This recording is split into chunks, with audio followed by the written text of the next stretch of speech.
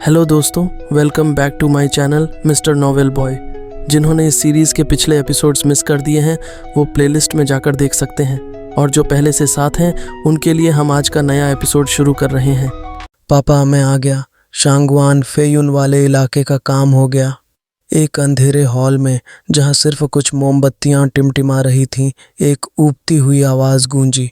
एक आकर्षक युवक धीरे धीरे चलते हुए केंद्र की ओर बढ़ा।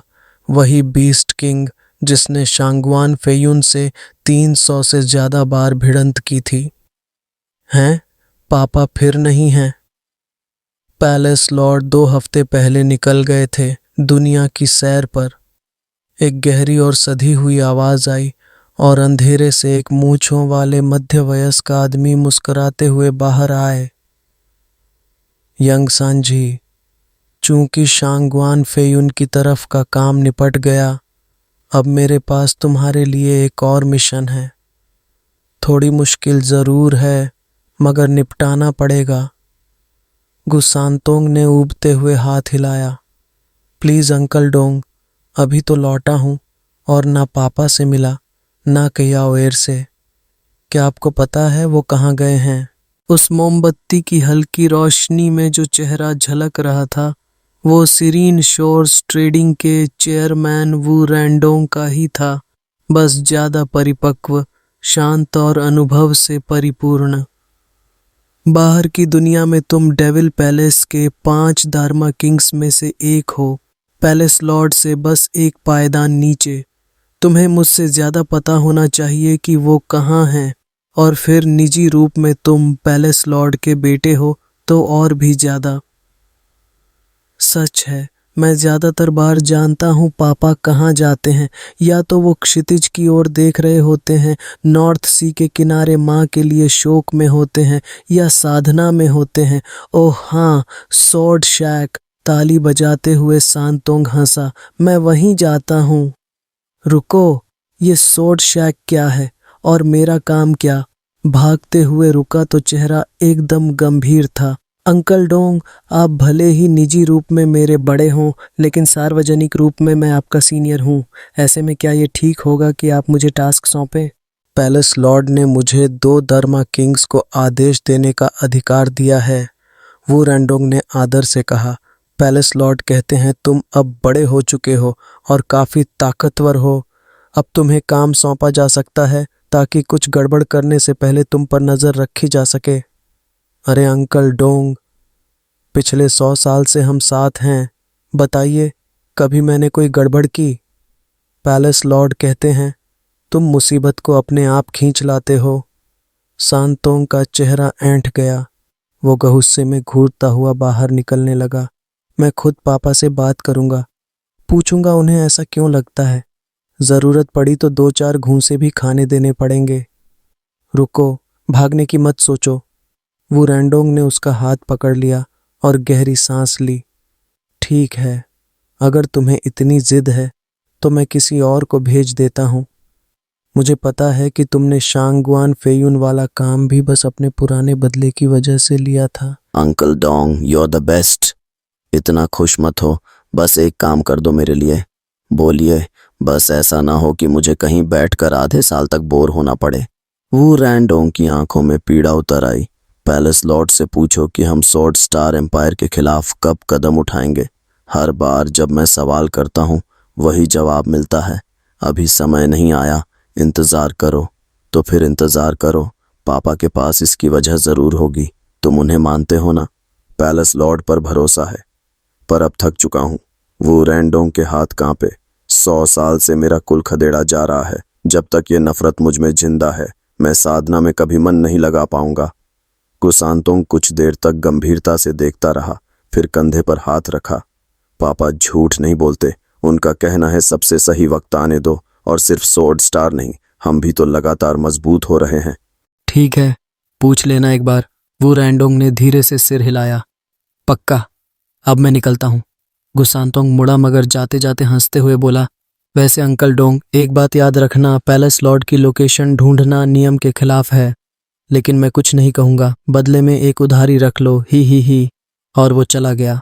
वो रैंडोंग अकेले खड़े रहे, गहरी उदासी आंखों में उतर आई। एक महीना बाद पश्चिमी सीमाओं और केंद्रीय इलाके के बीच की सीमा पर बसा एक कस्बा सोडफॉल। यहाँ जनसंख्या कम थी और इसका इलाका इतना गुमनाम था कि युद्ध की आहट तक नहीं पहुंचती। पर जब एक व्यक्ति वहां आया, सब बदल गया। न कोई जानता था वह कौन था, न कहां से आया। लोग उसे अंधा तलवार साधक कहने लगे। उसकी आंखों पर हमेशा एक सफेद पट्टी बंधी रहती, फिर भी उसकी शिल्पकला चमत्कारी थी। दूर दराज से आए बड़े बड़े रिफाइनिंग मास्टर्स भी उसकी आधी झलक के बाद ही हार मान जाते। उसने अब तक केवल स्पिरिचुअल सोर्ड्स को तराशा था और इसी ने उसे सोर्ड स्मिथ की उपाधि दिलाई। उसकी उपस्थिति ने इस छोटे से गांव का नाम तक बदल डाला। जितने भी तलवार बनाने वाले आते, सब उसकी तलवार के सामने फीके पड़ जाते। धीरे धीरे बड़े खानदान, प्रतिष्ठित लोग सभी आए, मगर वह व्यक्ति शायद ही किसी से मिलता और जो ज्यादा जिद करता वह कभी वापस नहीं दिखा। अब वो सिर्फ लोकल किंवदंती बन चुका था। सभी में डर और सम्मान दोनों भरकर वह एक छोटे से बांस के घर में रहता था जिस पर लकड़ी की तख्ती लटकी थी, सोर्ड शैक टिन। सैकड़ों लटकी हुई स्पिरिचुअल सोर्ड्स एक साथ हल्का कंपन करती जब एक करीब 16 साल की बैंगनी बालों वाली लड़की उनमें से एक बर्फीली तलवार को छूती। पापा, क्या ये आपकी नई कृति है? इसका नाम आइसपाइन है। 1 मीटर लंबी, 9.5 किलो वजनी, 5वीं ग्रेड की स्पिरिचुअल वेपन। इसकी धार हमेशा बर्फ जैसी ठंडी रहेगी, जैसे सदाबहार पेड़, इसलिए ये नाम रखा। आंखों पर पट्टी बांधे उस युवक ने मुस्कुराते हुए जवाब दिया, च्याओर, ये तलवार मैंने हेवन सीलिंग सोर्ड की कला को और गहराई से समझने के बाद बनाई थी। सीलिंग उतनी हिंसक नहीं होती जैसे संडरिंग या सोरिंग। इसमें नरमी होती है जो सीधी ताकत के मुकाबले प्रतिक्रिया को साधती है। ये सामने से हमला नहीं करती, बस धीरे धीरे सामने वाले को रोक देती है। इसलिए ये औरतों के लिए सबसे उपयुक्त है। चावेर की आंखें चमक उठीं। तो पापा, आपने ये तलवार मेरे लिए बनाई थी? वो जुओ फैन कुछ पल रुके, फिर हंसते हुए बोले, च्यावेर, जितनी तुम ताकतवर हो, 5th ग्रेड की स्पिरिचुअल वेपन्स तो तुम्हारे लिए सजावट से ज़्यादा कुछ नहीं। और तुम्हारा जो स्वभाव है, तुम जब तलवार उठाती हो तो वो बहुत ब्लंट होता है। तुम्हें तो मर्दों वाली तलवारें ज़्यादा सूट करती हैं। चावेर का चेहरा फड़क गया। पापा, मैं लड़की हूँ, ज़रा तो शर्म करो। अरे तो इसीलिए तो कह रहा हूँ, तुम पर कोई भारी और सीधी कट करने वाली तलवार ज़्यादा जमती है। तुम्हारे अंदर तो एक मेल ऑरा है। हा हा हा। गुस्से में होंठ फुलाए चावेर ने तलवार सीने से चिपका ली और घूरते हुए बोली, मुझे कोई फर्क नहीं पड़ता पापा, मुझे ये चाहिए। मैं 100 साल से जिंदा हूँ, लेकिन कुछ साल पहले ही वयस्क बनी हूँ। इंसानों के हिसाब से तो अभी सिर्फ 16 की हूँ। ये तलवार मेरे कमिंग ऑफ एज पर पापा का तोहफा होनी चाहिए। बचपन भी तुम्हारा बड़ा लंबा रहा, पूरे 100 साल। हाँ हाँ, लेकिन तलवार फिर भी तुम्हारे लिए नहीं बनी। मुझे परवाह नहीं, मैं चाहती हूँ बस कम से कम लोगों को तो पता चलेगा कि मैं लड़की हूँ। उससे आसान तरीका भी है, बस हिलना मत। पापा, चावेर ने नखरे में लंबा सा सुर लगाया और जुओ फैन हंसी से लोटपोट हो गए। तभी उनके बाप बेटी के इस प्यारे पल को एक सुकून भरी कोमल आवाज ने तोड़ दिया। क्या वरिष्ठ ब्लाइंड सोर्डस्मिथ यहाँ हैं? क्या उनसे मिलने की अनुमति मिल सकती है? अब ये तो किसी जवान लड़की की आवाज लगती है। हाँ हाँ हाँ, जुओ फैन ने मजाक उड़ाया। चावेर ने पूछा, तो फिर पापा, आप मिलोगे उससे? तुमने मुझे पिछले 100 सालों में कभी किसी मॉर्टल गेस्ट का स्वागत करते देखा है? जुओ फैन ने सिर हिलाया, लंबी सांस ली। अब इन छोटी छोटी बातों से कोई लेना देना नहीं, बस मेरे सोर्ड शैक में शांति हो ताकि मैं इन 4 तलवारों में छुपे रास्तों को समझ सकूं।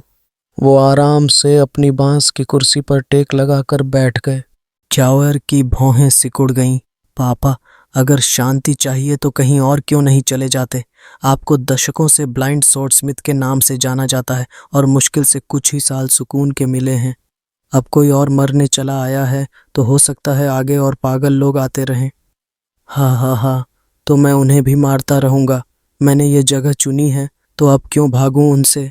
जुओ फैन ने घृणा से कहा। चावेर, उन्हें भगा दो या अगर जिद करें तो मार ही दो। चावेर ने दरवाजे की ओर चिल्लाया। पापा किसी से नहीं मिल रहे, दफा हो जाओ यहाँ से। अरे गांव वाले सही कह रहे थे उस बूढ़े के बारे में। इतना घमंडी है कि बिना जाने हमें भगा रहा है। मुझे तो लगता है जब हमारे नाम सुनेगा तो कांप उठेगा। हाँ। बाहर एक लड़का बदतमीजी से बड़बड़ाने लगा। फिर एक और ठंडी आवाज आई। सिस्टर सिफान, क्या मैं अंदर जाकर उस बूढ़े को खींचकर आपके कदमों में पटक दूं उसके इस अपमान के लिए? ये सब पत्थर से भी ज्यादा बेवकूफ हैं। चावेर ने हंसते हुए तिरस्कार से कहा। पापा, दशकों में हम इन जैसे कितनों को देख चुके हैं, नखरीले, घमंडी और आत्महत्या को तैयार। जो भी हो, अब इनकी बकवास सुनने का मन नहीं है। चलो काम तमाम करते हैं इनका। जुओ फैन अब भी कुर्सी पर आराम से लेटे थे, चुपचाप। चावेर बाहर निकली, तैयार थी खून बहाने को, बताने को कि असली ताकत किसके पास है। लेकिन इस बार लड़की की आवाज गुस्से में थी। चुप रहो, ऐसे बर्ताव कैसे कर सकते हो?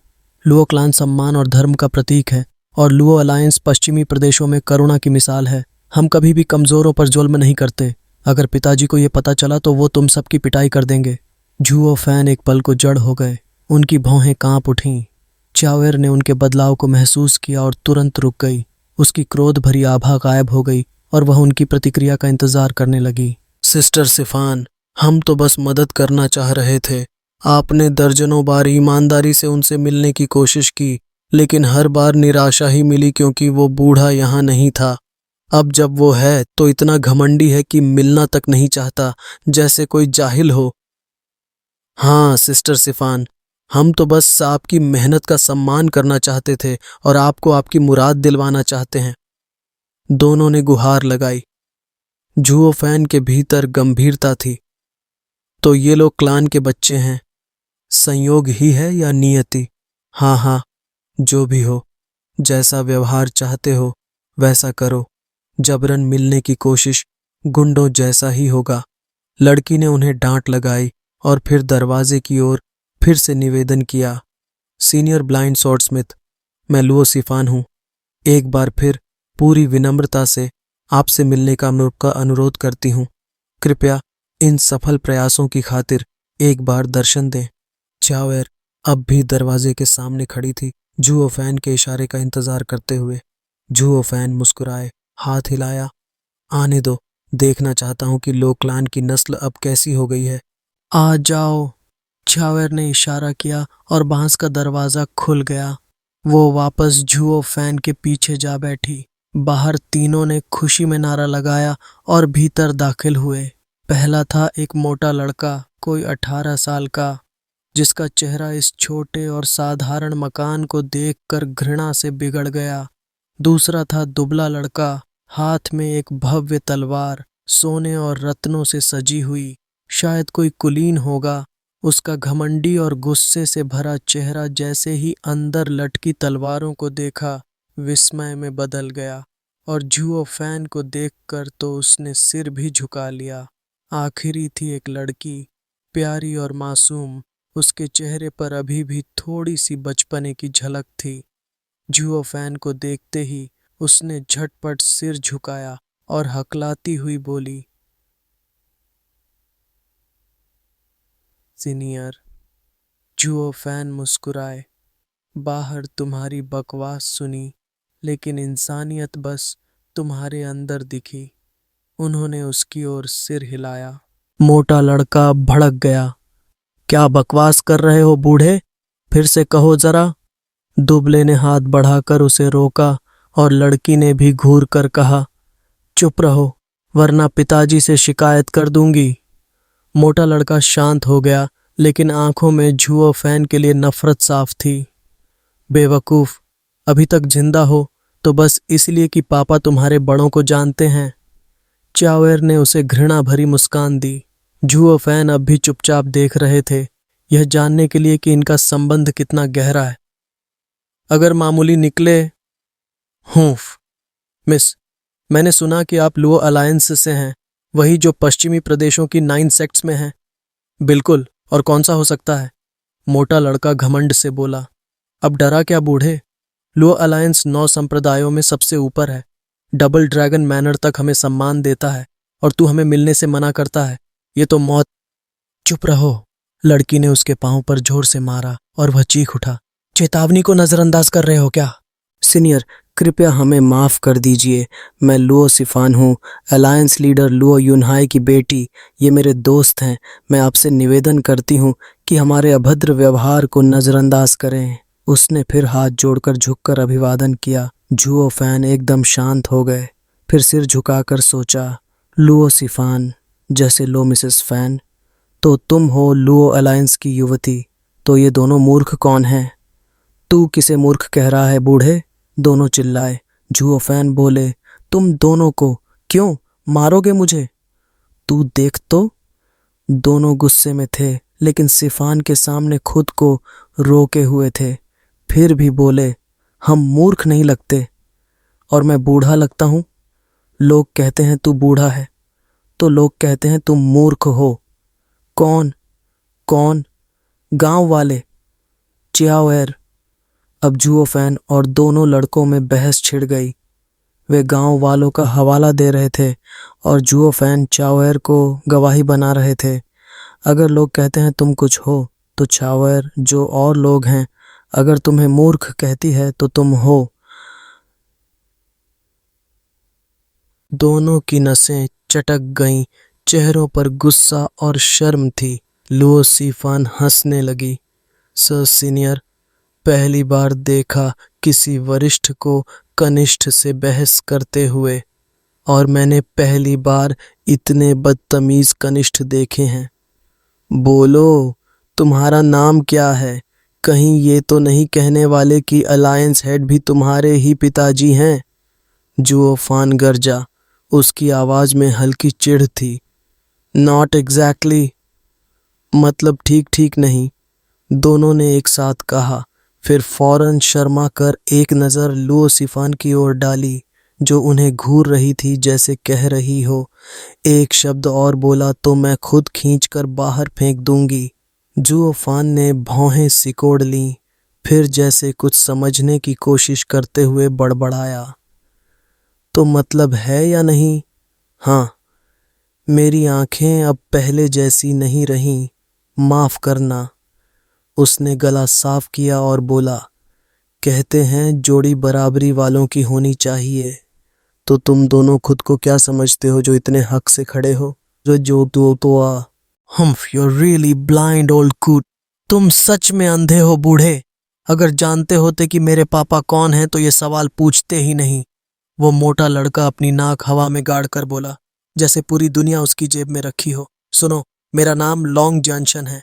मेरे पिताजी हैं लॉन्ग सिंग्युन, लुओ अलायंस के एल्डर, और मेरे दादाजी, वो हैं लुओ अलायंस के 7 संस्थापक बुजुर्गों में से एक, लॉन्ग यीफे। जुओफान ने बिना रुके नाम पूरा कर दिया। तो मतलब तुम लोग तियान्यू की वेल ड्रैगन पेविलियन से हो? लॉन्ग जॉनसन एक पल को ठिठक गया। क्या बकवास है? वेल ड्रैगन पेविलियन जैसी कोई जगह नहीं है। मैं तो लुओ अलायंस के एल्डर की बात कर रहा हूँ। लॉन्ग जॉनसन, लुओ सिफान ने धीरे से बीच में कहा, पापा ने एक बार बताया था तुम्हारा लॉन्ग क्लैन पहले वेल ड्रैगन पेविलियन में था, फिर बाद में वो लुओ अलायंस में शामिल हुआ। सच में? लॉन्ग जॉनसन ने हैरानी से पूछा। मुझे तो कभी नहीं बताया गया। जोफान ने एक थकी हुई हंसी के साथ सिर हिलाया। लो अलायंस का नाम अब इतना गूंजता है कि सारे पुराने नाम बस धूल बनकर रह गए हैं। हा हा हा। तीनों ने उसे थोड़ा अजीब नजरों से देखा। ये बूढ़ा आखिर है कौन? 1 सदी बीत गई और इन नए पीढ़ी के बच्चों को अपने इतिहास का आधा भी नहीं पता, पर ये इंसान ये सब कुछ ऐसे बता रहा है जैसे कल की ही बात हो।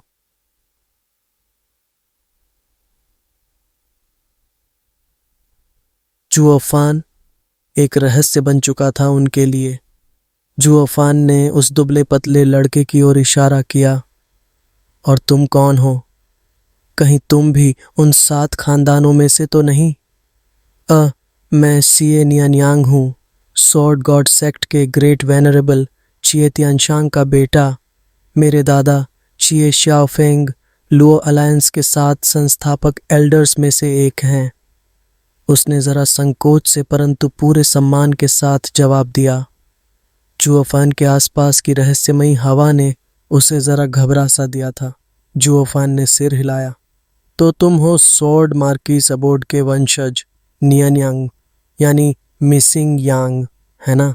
बताओ, तुम्हारे चाचा सिए तियान्यांग कैसे हैं? क्या उनके कोई बच्चे हैं? सीनियर, पिताजी ने बताया था कि चाचा ने 100 साल पहले पहाड़ों में एकांत जीवन चुन लिया था। तब से उनका कोई पता नहीं चला। दादाजी उन्हें बहुत याद करते हैं, इसलिए उन्होंने मेरा नाम नियान्यांग रखा। 100 साल से घर नहीं आया? जुओफान ने हल्की हंसी में सिर हिलाया। आंखों में एक अजीब सी उदासी चमकी। तब तो चैन से होगा वो। हा हा हा। कितनी अजीब बात थी।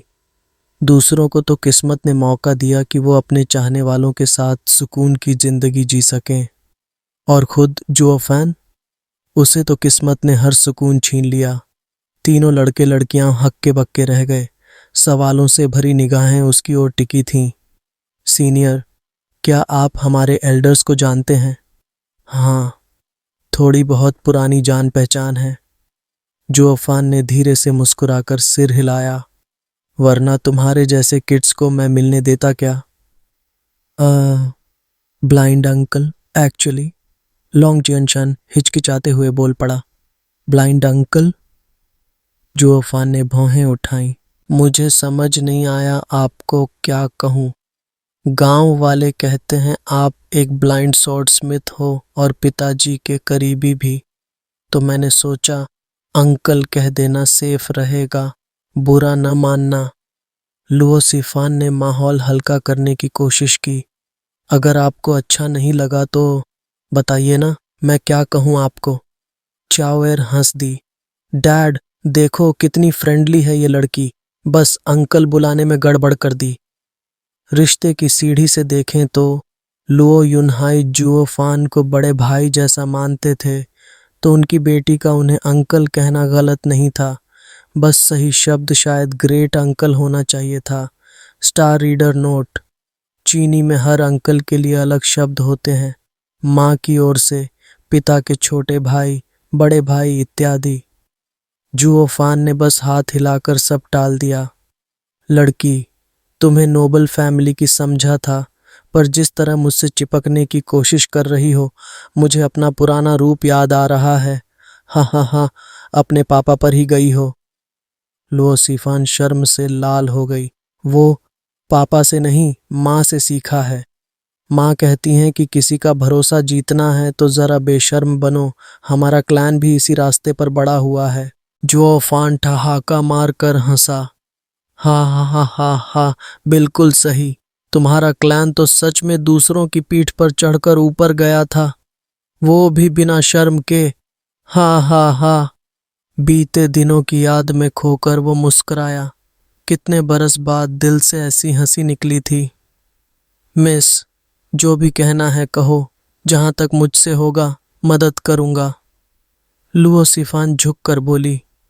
Thank you uncle. सच कहूं ब्लाइंड अंकल, 2 महीने बाद मेरे पापा का ग्रैंड बर्थडे है। मैं उन्हें कुछ खास गिफ्ट देना चाहती हूँ, पर उनमें तो कुछ कमी नहीं है। फिर यहाँ आकर सुना कि सीनियर के पास स्पिरिचुअल स्वॉर्ड बनाने का अद्भुत हुनर है, तो मैं आपसे यही अनुरोध करने आई हूँ। जुओफान ने उसकी श्रद्धा देखकर सराहा। काफी समर्पित बेटी हो, एक गिफ्ट के लिए इतना सब कर रही हो। लेकिन फिर झुंझलाकर बोला, वो लड़का अब बुढ़ापा एंजॉय कर रहा है, और मेरा क्या? डोंग। तीनों के चेहरे ऐसे गिरे जैसे जमीन पर गूंजते पत्थर हों। What the hell? ब्रैट? तू लुओ अलायंस लीडर को ब्रैट कह रहा है? ये बंदा है कौन?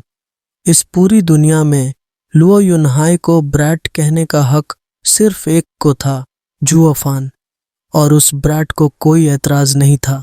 लुओ अलायंस के पुराने एल्डर्स जानते थे कि जुओफान की सीनियरिटी का कोई मुकाबला नहीं।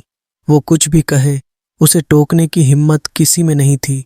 पर इन तीनों को अलायंस का असली इतिहास कभी बताया ही नहीं गया था। चाओ खिलखिलाई। डैड, जलन हो रही है क्या? चाहो तो हम भी तुम्हारा ग्रैंड बर्थडे थ्रो कर दें। जुओफान ने आंखें घुमाई। बस करो, मैं अभी बूढ़ा नहीं हुआ हूं। पर सोचो, उसने मुस्कुराकर कहा, जब यूनहाई से पहली बार मिला था वो तो अभी डायपर में था। हा हा हा। तीनों के चेहरे फड़क उठे। वेट, तब से जानता है? तो क्या ये कोई कोर एल्डर है? पर कैसे? ये तो एक हर्मिट है और प्रोफाउंड हेवन स्टेज के सिर्फ 5वें लेयर में है। रुको, 100 साल बाद भी अभी भी बीसियों जैसा दिख रहा है। उन्हें बस गांव वालों की बातें याद थीं कि ये बंदा यहां दशकों से रह रहा है। बाकी सब एक पहेली थी। जुओफान ने उनके भोले भाले चेहरों को देखकर हंसते हुए कहा, मिस, तलवार चाहिए तो चुन लो। Thank you blind uncle. लो सिफान खुश होकर मुस्कुराई और चिए नियान्यांग को खींच ले गई। तुम्हारा क्लैन तो स्वॉर्ड्समैनशिप में बेस्ट है। चलो कोई परफेक्ट गिफ्ट ढूंढते हैं पापा के लिए। Leave it to me sister Sifan. Long junction ने नाक चढ़ाई और पीछे पीछे चला। जैसे ही चिए नियान्यांग ने स्पिरिचुअल सोर्ड्स को करीब से देखा, उसकी आंखों में चकाचौंध सी फैल गई। दिल तेजी से धड़कने लगा। बहुत हो गया घूरना, कोई एक ले लो और निकलो यहाँ से, लॉन्ग जंक्शन ने चिढ़कर कहा। लोसिफन ने उम्मीद से पूछा, कैसी लगी चिए नियान्यांग? कोई बढ़िया तलवार मिली? Amazing, simply incredible. एक से बढ़कर एक सोर्ड है यहाँ, बिना किसी एक्सेप्शन के। पर जो सबसे अजीब बात है वो ये फीलिंग है जो मुझे इनसे आ रही है। चिए नियान्यांग की आंखें चमक रही थीं। ये फर्स्ट ग्रेड स्पिरिचुअल सोर्ड तो 9th ग्रेड वाली से भी कहीं ज्यादा कीमती लग रही है। समझ नहीं आ रहा कि कौन सी चुनूं, फर्स्ट ग्रेड या 9th grade? Obviously 9th grade ही लोगे। कोई फर्स्ट ग्रेड की मामूली तलवार क्लैन हेड को गिफ्ट देगा क्या? लॉन्ग जंक्शन ने उपेक्षा से कहा, क्या खाक सोर्ड क्लैन से हो तुम? इतनी बेसिक समझ भी नहीं? मेरी मानो तो हाईएस्ट ग्रेड ले लो और चलो निकलो यहाँ से। 9th ग्रेड है ना, वही ले लो और डन। बट मुझे तो फर्स्ट ग्रेड वाली ज्यादा सही लग रही है। बकवास, कभी सुना है कि फर्स्ट ग्रेड 9th से बेहतर होती है? दिमाग ठीक है तुम्हारा? चिए नियान्यांग दुविधा में था और लॉन्ग जंक्शन चिढ़कर बोला, सिस्टर सिफान, देखा, ये लड़का बस अपने क्लैन की स्वॉर्ड्समैनशिप की डींगे मारता है, पर एक फर्स्ट और 9th ग्रेड का फर्क नहीं समझता। तुमने इससे मदद क्यों मांगी थी आखिर? हाँ हाँ हाँ, कितना एब्सर्ड। चाहो तो मैं मदद कर दूं तुम्हारी। कोई फर्क नहीं पड़ता कौन सी लोगे, मेरी हर एक तलवार परफेक्ट है, जुओफान ने मुस्कुराकर कहा और उन लटकती हुई तलवारों के बीच चल पड़ा, उंगलियों से एक एक ब्लेड को छूते हुए। तलवार भी इंसानों की तरह होती है, हर एक का अपना स्वभाव होता है, चाहे वो फर्स्ट ग्रेड हो या 9th ग्रेड। हर तलवार का अपना रास्ता होता है। अगर तलवार के साथ सही तरीका या भावना नहीं है तो वो और उसका धारक अजनबी हो जाते हैं, और अगर दोनों एक राह पर चलें तो कमाल की साझेदारी बनती है। चिए नियान्यांग इसलिए उलझन में है क्योंकि वो सचमुच सोर्ड मार्कीज अबोर्ड का असली वारिस है। हाँ हाँ हाँ, ये जो फर्स्ट ग्रेड स्पिरिचुअल सोर्ड है, मैंने इसे 3 साल पहले बनाया था। इसमें मेरी 3 महीने की मेहनत है। जब भी मुझे तलवार की राह में कोई नया ज्ञान मिलता है, मैं फर्स्ट से लेकर 12th ग्रेड तक की तलवारें बनाता हूँ, हर बार हर रियलाइजेशन के साथ। इससे मुझे सोर्ड की आत्मा को समझने में मदद मिलती है। और ये 9th ग्रेड वाली बस दिखने में हाई ग्रेड है, पर तलवार के रास्ते में कुछ खास नहीं है, जबकि ये फर्स्ट ग्रेड वाली कल्टीवेशन और एनलाइटनमेंट के लिए कहीं ज्यादा उपयुक्त है। लॉन्ग जंशान ने भौहें चढ़ाई। प्लीज, तलवार तो बस एक हथियार होती है, एक टूल। पहली बार सुन रहा हूँ कि कोई हथियार किसी की कल्टीवेशन में मदद करता है। जुओफान ने हल्की सी हंसी के साथ कहा, मैं भी कभी ऐसा ही सोचता था, लेकिन अज्ञानी लोग सच्चाई कभी नहीं देख पाते। तलवार अपने दिल के दरवाजे ऐसे लोगों के लिए नहीं खोलती जो उसे केवल एक औजार मानते हैं। सारी ये तलवार वेपन्स की रानी होती है, उसका भी एक अभिमान होता है। अगर तुम उसे एक दोस्त की तरह नहीं अपनाओगे तो वो भी तुम्हारे लिए कभी कुछ नहीं खोलेगी। यही कारण है कि कई स्वॉर्ड्समैन पूरी जिंदगी तलवार को बस छू कर ही रह जाते हैं, उसकी आत्मा तक कभी पहुंचते ही नहीं। इस रास्ते पर आगे बढ़ने के लिए परसेप्शन, टैलेंट ही नहीं, सिंसेरिटी भी चाहिए। दिल से निभाओ, तभी तलवार भी तुम्हारे साथ चलेगी।